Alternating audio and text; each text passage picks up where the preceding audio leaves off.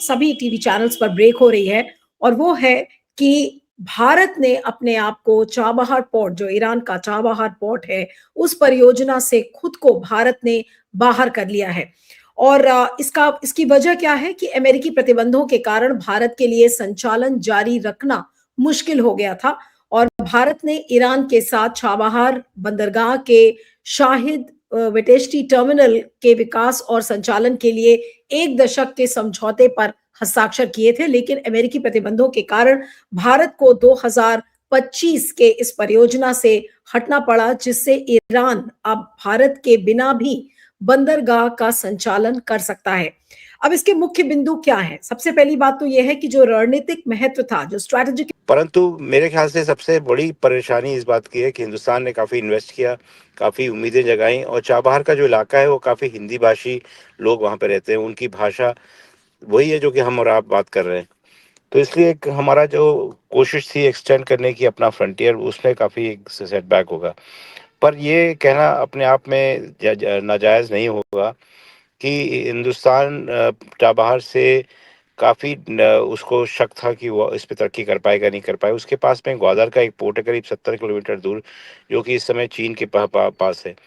Iran ने कई के ऊपर काफ़ी प्रभाव डाला चीन ने कि आप हमको ये वाला पोर्ट दे दीजिए, परंतु उन्होंने टैक्टिकल रीज़न और स्ट्रेटेजिक रीज़न से हिंदुस्तान के पास रखा, क्योंकि उनकी एक ख्वाहिश थी कि वो हिंदुस्तान के माध्यम से अमेरिका तक पहुंच सके, क्योंकि उनको कोई गलतफहमी नहीं थी कि हिंदुस्तान अगर यहाँ पे है तो अमेरिका के कारण।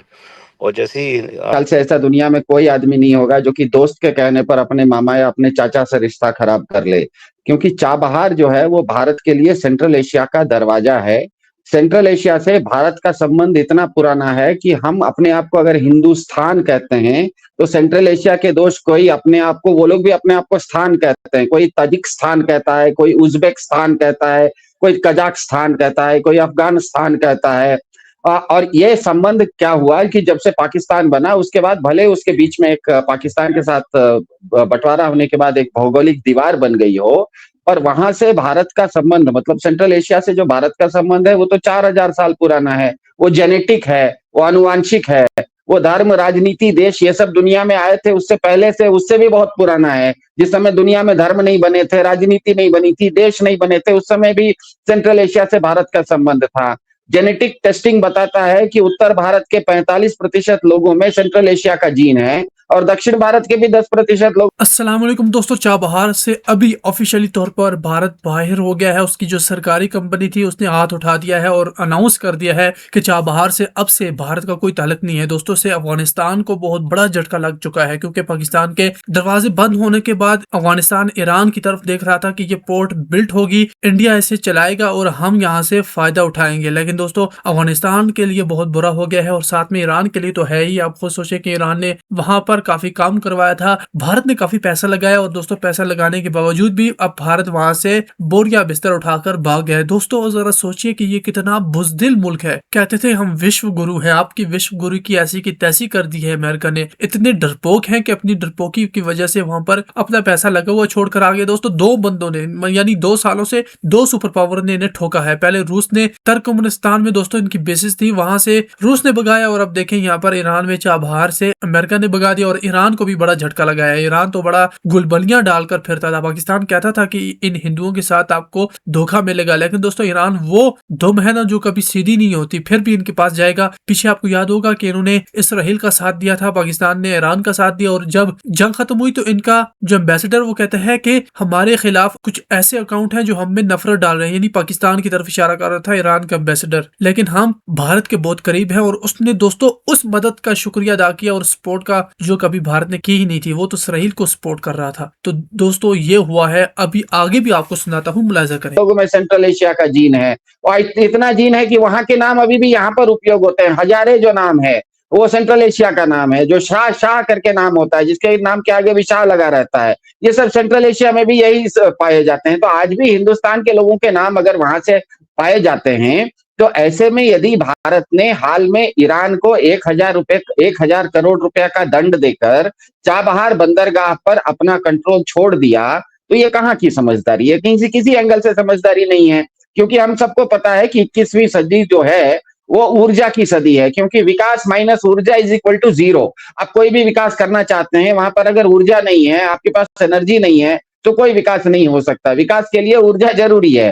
भाजपा का पूरा ये जो नैरेटिव है 2014 से, वो विकास विकास का है। तो विकास कैसे करेंगे? अंधेरे में तो विकास होता नहीं है, बिना ऊर्जा के तो विकास होता नहीं है। और ऊर्जा के मामले में भी विकास होता ही है ऊर्जा से। तो विकास माइनस ऊर्जा जब जीरो है, और भारत ऊर्जा के मामले में हमें पता है आत्मनिर्भर नहीं है, और ईरान से हमारी भौगोलिक नजदीकी इतनी ज्यादा है कि चाबहार पोर्ट से कांदला पोर्ट केवल 500 समुद्री मील दूर पर है। मतलब 72 घंटे के अंदर चाबहार से आपको ऊर्जा कांदला में भारत में पहुंच सकती है, मतलब पेट्रोल हो या ऊर्जा की कोई भी चीज हो।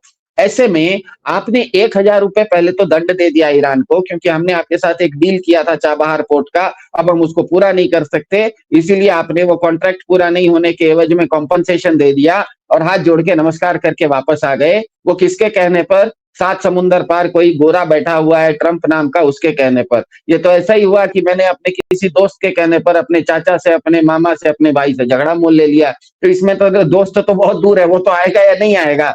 जो मामा चाचा आपके रिश्तेदार थे, जो आपके साथ सुख दुख में साथ खड़े रहते थे, वो भी हाथ छोड़ देंगे। तो इसका मतलब ही यह है कि कहीं ना कहीं भारत सरकार की कोई विदेश नीति स्पष्ट रूप से ये हुई नहीं है। ये अब अभी तक वो होता ये था कि भारत में सरकारें बदलती भी थी तो विदेश नीति नहीं बदलती थी। हमें पता है भारत में ऐसा नहीं है कि भारत में केवल एक ही तरह की सरकार रही। भारत में मध्यम मार्गी सरकार भी रही। भारत में जिस समय देवेगौड़ा और गुजराल की सरकार रही तो वो क्या कहते हैं, वामपंथी सरकार के समर्थन से रही, मतलब वामपंथी सरकार भी रही। अटल बिहारी वाजपेयी की सरकार दक्षिणपंथी सरकार भी थी। लेकिन कभी भी भारत की विदेश नीति सरकारें बदलती भी रही तो विदेश नीति की कंसिस्टेंसी, उसकी जो निरंतरता थी, वो कभी नहीं बदली।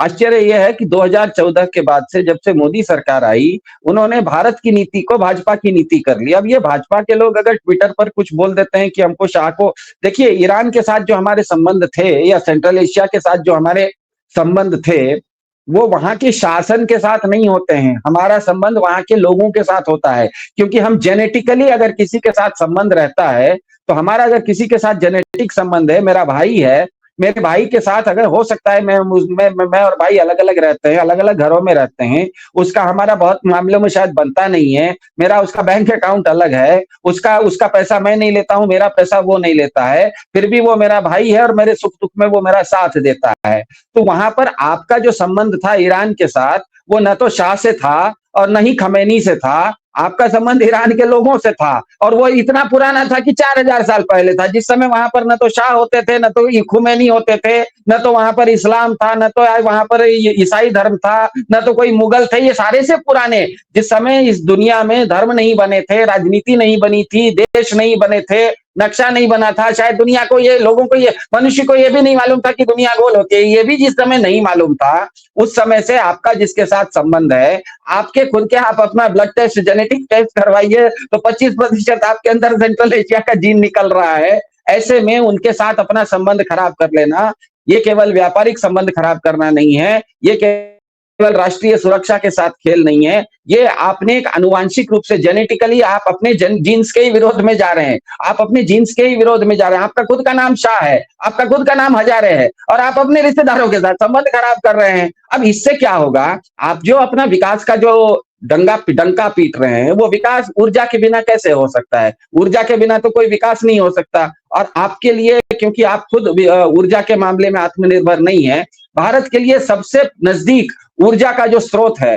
वो हमें पता है ईरान के आसपास, ईरान में बहुत ऊर्जा है। और जिस तरह से देश पांडे जी ने कहा कि जो बाकी स्थान है ईरान से ऊपर, जो दूसरे स्थान है, तजिकिस्तान, उज्बेकिस्तान, वहां पर रेयर अर्थ मिनरल्स है, मतलब वो भी ईवी में, इलेक्ट्रिक व्हीकल में, वो सब भी काम आते हैं, मतलब वो भी ऊर्जा का स्रोत है। तो ऊर्जा का स्रोत अगर आपको 500 किलोमीटर दूर आपके घर से है, और वहां से आपको 72 घंटे के अंदर कोई भी जहाज ऊर्जा लाके दे सकता है, आपने उसके साथ संबंध खराब कर दिया। अब आप तेल लेंगे वेनेजुएला से, वेनेजुएला 7 समुंदर पार है। ये कहाँ की समझदारी है कि घर के नीचे आपको अगर सब्जी की दुकान में सब्जी सस्ती मिल रही है, उसको छोड़ के रोज आप 5 किलोमीटर कार से जाएंगे और 5 किलोमीटर दूर सबसे सब्जी लाएंगे महंगी, तो आप ले तो आएंगे सब्जी, लेकिन समझदारी कोई भी आपका पड़ोसी या कोई भी आदमी सुनने वाला इसको समझदारी तो नहीं कह सकता। नहीं तो यही, इसीलिए तो जो आप बात कह रहे हैं, इसीलिए तो लोग कह रहे हैं कि ऐसा लग रहा है कि भारत की सरकार ने या विदेश मंत्रालय ने भारत के अपनी जो अक्ल है जिसकी आप बात कर रहे थे, वो अक्ल एक किनारे रख दी है। गए हैं उनके साथ न्यू वर्ल्ड ऑर्डर की बात कर रहे हैं, ये भी कह रहे हैं कि हम उत्सुक है कि आपके साथ स्ट्रेटेजिक पार्टनरशिप कर ले, इंक्लूडिंग सिक्योरिटी मैटर्स पे। आप समझ रहे हो, जो कनाडा बिल्कुल ही उनके प्रभावित क्षेत्र में है, वो अगर ये इतनी धाड़स रख सकता है, भारत जो इतना दूर है, जिसके पास जो हम लोग कह रहे हैं, यही मतलब मैं निर्मला सीतारमण जी के बयान से जा रहा हूँ, वो कह रहे हैं कि हम लोग चौथे सबसे शक्तिशाली अर्थव्यवस्था है, हमें किसी को जरूरत नहीं है, हम लोग किसी को भी लाल आंख दिखा सकते हैं, हम आत्मनिर्भर है वगैरह वगैरह, मेक इन इंडिया कर रहे हैं। ठीक है, आपकी सारी बातें मान ली, तो अगर ये सब है, आप क्यों अमेरिका के ऊपर इतना डिपेंडेंट हो? आप क्यों, जैसे मीनू जी कह रही थी, आप क्यों इतना उनके इशारों पे नाच रहे हो? ये भारत की तो कोई कमजोरी नहीं है, हमारी अर्थव्यवस्था की कमजोरी नहीं है, हमारी सैन्य कमजोरी नहीं है, ये कमजोरी है सिर्फ और सिर्फ भाजपा और खास करके ये तीन लोग जो मोदी सरकार के विदेश नीति चलाते हैं, खुद प्रधानमंत्री मोदी, डॉक्टर जयशंकर। का पानी नहीं है, खेती नहीं है, कोई चीज नहीं है, टेक्नोलॉजी नहीं है, सिर्फ सस्ती ऊर्जा है, और उसके चलते वो दुनिया के आज जाने माने देश बन गए। वर्ल्ड कप फुटबॉल तक कतर में होता है, लियोनेल मेसी आते हैं, पूरी दुनिया वहां पहुंच जाती है। भारत को भी अगर विकसित भारत बनना है तो सस्ती ऊर्जा चाहिए। ऐसे में मोदी सरकार खुद अपने ही चाबहार के डील को, जो उन्होंने सुषमा स्वराज को खुद 2016 में भेजा था ईरान, और वो डील करवाई थी, उसका तो इंटरनेट पर फोटो भी उपलब्ध है कि सुषमा स्वराज क्या कहते हैं, सर पर पल्लू डाल के ईरान के नेताओं से मिली और चाबहार पोर्ट का डील उन्होंने किया। ये मोदी सरकार का ही डील है। मोदी सरकार खुद की बनाई हुई डील को वो डंप क्यों कर रहे हैं? अब आपको अगर महंगी ऊर्जा इसके बदले 7 समुंदर पार से आएगी, वो भी वेनेजुएला से आएगी, तो विकास पर तो चोट लगेगी, क्योंकि ऊर्जा के बिना कोई विकास नहीं है, और ऊर्जा जहां सस्ती है वहीं पर विकास है। अगर ऊर्जा आपको महंगी मिलेगी तो आपको ऊर्जा में ही इतना पैसा लग जाएगा कि विकास कहां से होगा। तो विकास के लिए सस्ती ऊर्जा बहुत जरूरी है। चाबहार भारत के लिए सबसे सस्ती ऊर्जा का सबसे निकटतम स्थान था, वहां पर आपका डील था। अब वो डील आप ही ने किया था, आप ही के सरकार की सुषमा स्वराज ने जाके 2016 में किया था। खुद के बनाए हुए डील पर अगर आपने पानी फेरा है, इसका मतलब ही है कि आपके ऊपर कोई बाहर से बहुत ज्यादा भयंकर दबाव है, और वो दबाव कहीं पर भी सामरिक रूप से नहीं है, वो व्यक्तिगत दबाव है। क्योंकि सामरिक कोई दबाव ही नहीं हो सकता, क्योंकि यही सबसे बड़ी भारत की सामरिक उपलब्धि है कि हमको जो ऊर्जा चाहिए, वो सस्ती ऊर्जा हमको सबसे नजदीक से मिले। वही हमारी सबसे सामरिक दृष्टि से स्ट्रेटेजिक स्ट्रेंथ वो था। वो स्ट्रेटेजिक स्ट्रेंथ अगर उसको कोई भी ब्लैकमेल नहीं कर सकता, उसको कोई भी रोक नहीं सकता। उसको भी अगर आपने रोक दिया, खुद की बनाई डील खत्म की, इसका मतलब कहीं ना कहीं दाल में काला है, दाढ़ी में तिनका है, और ये मामला पूरा पर्सनल है। किसी के पास किसी दूसरे व्यक्ति का पर्सनल फाइल इतना ज्यादा है कि वो जो कह रहा है वो इनको करना पड़ रहा है। नहीं तो ये सामरिक दृष्टि से बहुत बहुत ही मतलब कोई किसी भी एंगल से ये समझ नहीं सकते, किसी भी सामान्य ज्ञान से, किसी लॉजिक से, किसी भी मतलब सांस्कृतिक रूप से, जेनेटिक रूप से, मतलब किसी भी एंगल से इसको समझ ही नहीं सकते। न तो इकोनॉमिक इसकी मतलब न तो व्यापारिक दृष्टि से समझ आ सकता है, न तो आर्थिक दृष्टि से समझ में आ सकता है, न तो राष्ट्रीय सुरक्षा की दृष्टि से समझ सकते हैं, न तो इसको जेनेटिक रूप से आप समझ सकते हैं, न तो बायोलॉजिकल समझ सकते हैं, न तो एनर्जी के दृष्टि से समझ सकते हैं, न तो पॉलिटिकली समझ सकते हैं। बचा एक ही पर्सनल हो सकता है, कोई मामला पर्सनल हो गया हो। जी, अब मैं